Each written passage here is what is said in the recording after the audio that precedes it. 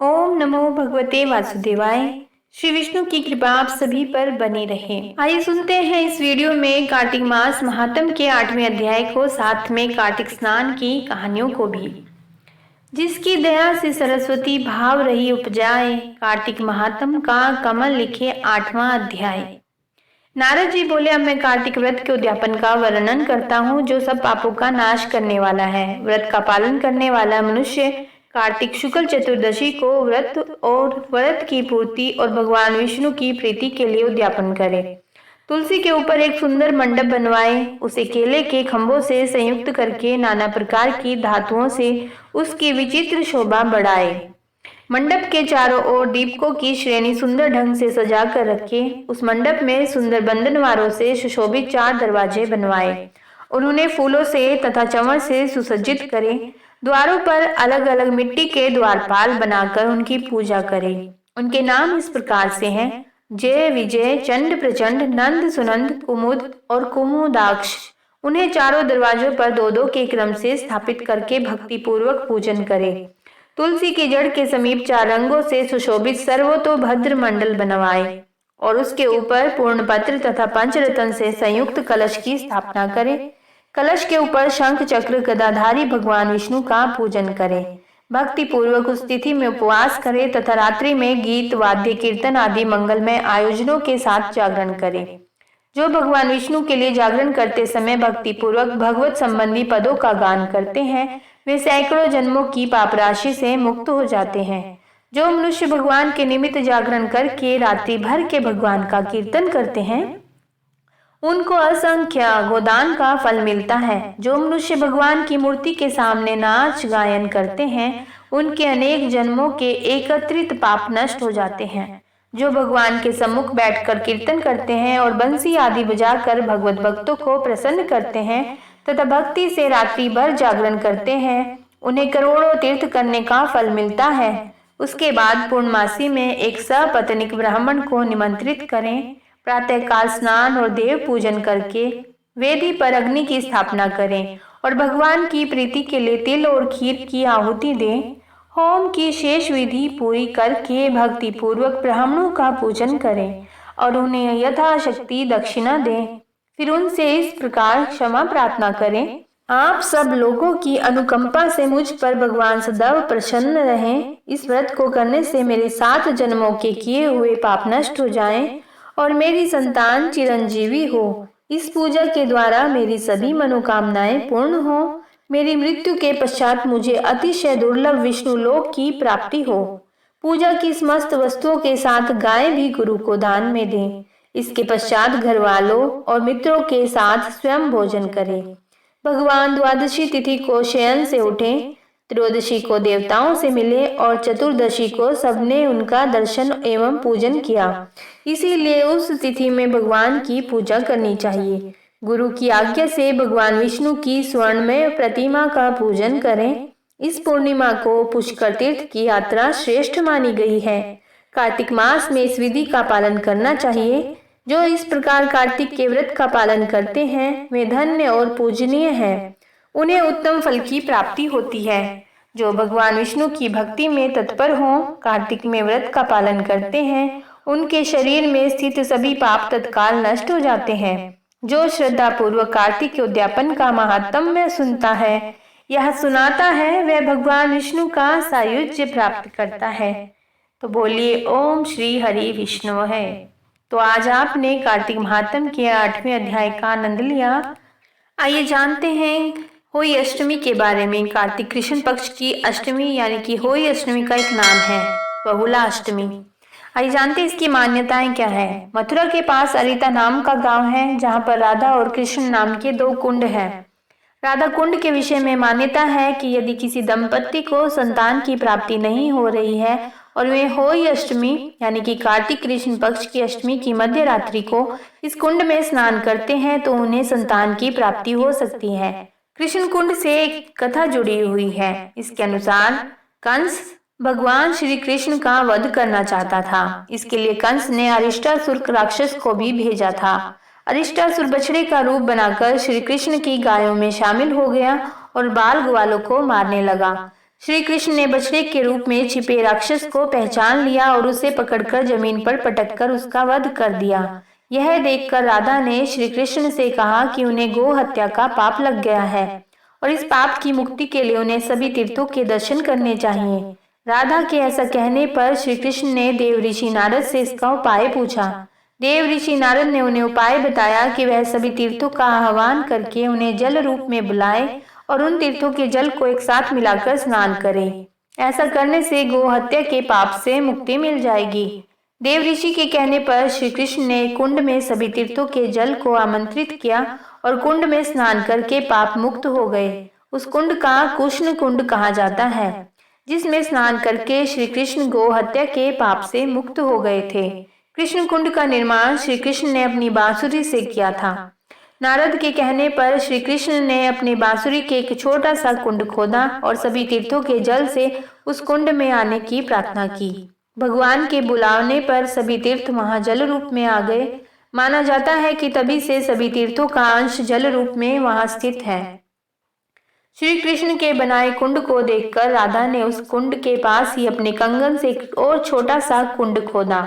जब भगवान ने उस कुंड को देखा तो हर रोज उसी कुंड में स्नान करने का और उनके बनाए कृष्ण कुंड से भी ज्यादा प्रसिद्ध होने का वरदान दिया। उस कुंड को देवी राधा ने बनाया था, इसीलिए वह राधा कुंड के नाम से प्रसिद्ध हुआ। होई अष्टमी तिथि पर इन दोनों कुंडों का निर्माण हुआ था, इसीलिए होई अष्टमी पर यहाँ स्नान करने का विशेष महत्व माना जाता है। हर साल होई अष्टमी पर राधा कुंड में बड़ी संख्या में लोग स्नान करते हैं। यहाँ स्नान करने से सभी मनोकामनाएं पूर्ण हो सकती हैं। मान्यता है कि निसंतान दंपतियों को यहाँ स्नान करने से संतान रत्न की प्राप्ति होती है। कृष्ण कुंड और राधा कुंड की विशेषता है कि दूर से देखने पर कृष्ण कुंड का जल काला और राधा कुंड का जल सफेद दिखाई देता है, जो कि श्री कृष्ण के काले वर्ण के होने का और देवी राधा के सफेद वर्ण के होने का प्रतीक है। तो कृष्ण कुंड और राधा कुंड की महिमा को आपने सुना। तो जय जय श्री राधे, जय जय श्री कृष्ण। कार्तिक मास को दामोदर मास भी कहते हैं। आइए जानते हैं इनकी कथा के और नियम के क्या महत्व है। पवित्र कार्तिक मास का एक नाम दामोदर मास है। दाम कहते हैं रस्सी को और उदर कहते हैं पेट को। इस महीने में माता यशोदा ने भगवान नंद नंदन श्री कृष्ण के पेट पर रस्सी बांधकर उन्हें ओखल से बांधा था, इसीलिए उनका एक नाम हुआ दामोदर। भगवान और उनकी माता के बीच यह लीला कार्तिक के महीने में हुई थी, इसीलिए इस लीला की याद में इस महीने को दामोदर भी कहते हैं। ब्रज में सुबह सुबह जब गोपियां दही मंथन करती तो उनका यही भाव होता कि नंदलाल ये मक्खन दही खाएं और हमारे कहने पर वो छलिया नटखट नाचता और नन्हे नन्हे हाथों से मक्खन को पकड़ता। भक्तों की इच्छा को पूरा करने के लिए भगवान उनके यहाँ जाते, किंतु जब देखते कि दही मक्खन तो उनकी पहुंच से बहुत दूर ऊपर छीके पर रखा है तो अपने मित्रों के साथ उसको किसी प्रकार से लूटते। गोपियां इससे आनंदित तो होती, किंतु नंद नंदन को देखने के लिए किसी न किसी बहाने से यशोदा माता के यहाँ जाती और शिकायत करती। माता यशोदा अपने लाल से यही कहती कि अरे कान्हा, अपने घर में इतना मक्खन दही है, फिर तो बाहर क्यों जाता है। एक दिन माता यशोदा भगवान को दूध पिला रही थी, तभी उन्हें याद आया कि रसोई में दूध चूल्हे पर चढ़ाया हुआ था, अब तक उबल गया होगा। माता ने लाल को गोदी से उतारा और उबलते दूध को आग से उतारने के लिए गई। श्री कृष्ण ने रोष लीला प्रकट की और मन ही मन बोलने लगे कि मेरा पेट अभी भी भरा नहीं और मैया मुझे छोड़कर रसोई में चली गई। बस फिर क्या था, भगवान ने सामने दही घी माखन रखे हुए मिट्टी के बर्तन को तोड़ दिया, जिससे सारे कमरे में दही बिखर गया। परंतु इससे भी बाल कृष्ण का गुस्सा शांत नहीं हुआ। उन्होंने कमरे में रखे सभी दूध और दही की मटकियों को तोड़ डाला। इसके बाद छींके पर रखे हुए मक्खन और दही के मटकों को तोड़ने के लिए एक ओखली के ऊपर चढ़ गए। उधर यशोदा मैया जब दूध संभाल कर मुड़ी तो वह देख रही थी कि दरवाजे में से दूध दही मक्खन बह रहा है। माता को देखकर श्री कृष्ण ओखली से कूदकर सरपट भागे। अपने घर में माखन चोरी की श्री कृष्ण की यह पहली लीला थी। माता यशोदा श्री कृष्ण को पकड़ने के लिए उनके पीछे दौड़ी। मैया ने सोचा आज कन्हैया को सबक सिखाना ही होगा और छड़ी उठाई और उनके पीछे पीछे भागी। यह निश्चित है कि सर्वशक्तिमान अनंत गुणों से विभूषित भगवान यदि अपने आप को न पकड़वाएं तो कोई उन्हें पकड़ ही नहीं सकता। यदि वे अपने आप को न जनाए तो कोई उन्हें जान भी नहीं सकता। माता यशोदा का परिश्रम देखकर भगवान श्री कृष्ण ने अपनी चाल को थोड़ा धीमा किया।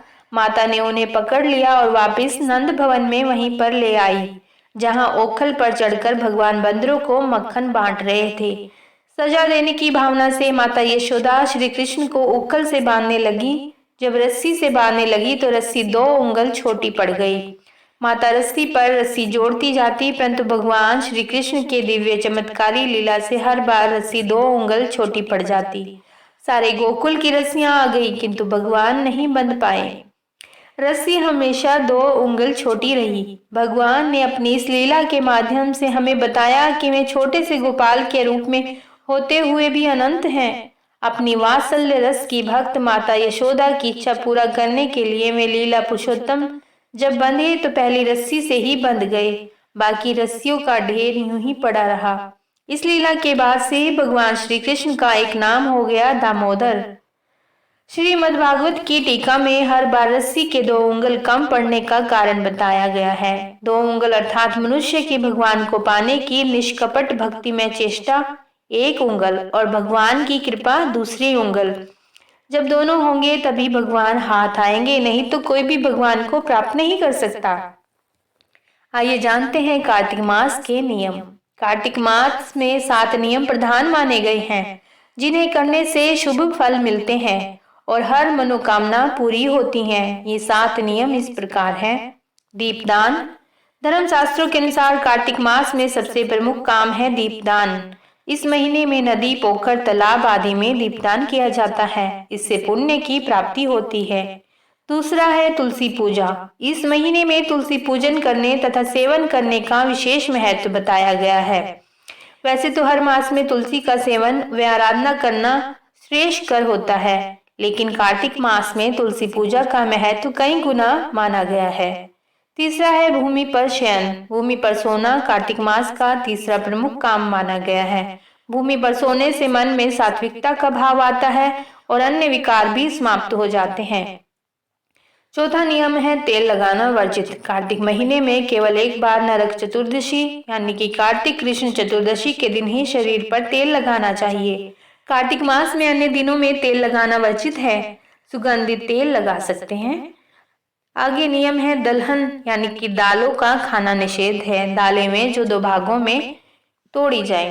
कार्तिक महीने में द्विदलन अर्थात उड़द, मूंग, मसूर, चना, मटर, राई आदि नहीं खानी चाहिए।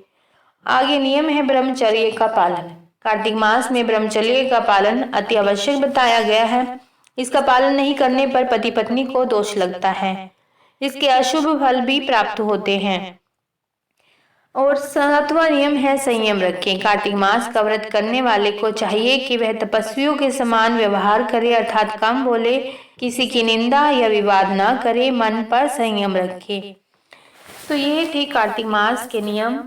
तो बोलिए श्री दामोदर भगवान की जय, श्री कृष्ण भगवान की जय, श्री विष्णु भगवान की जय। श्री विष्णु भगवान आप सभी पर कृपा बनाए रखें, सभी को सलामत रखें, सभी के घर बसाए रखें, धन धान्य संपदा से सबके घर भरे रखें।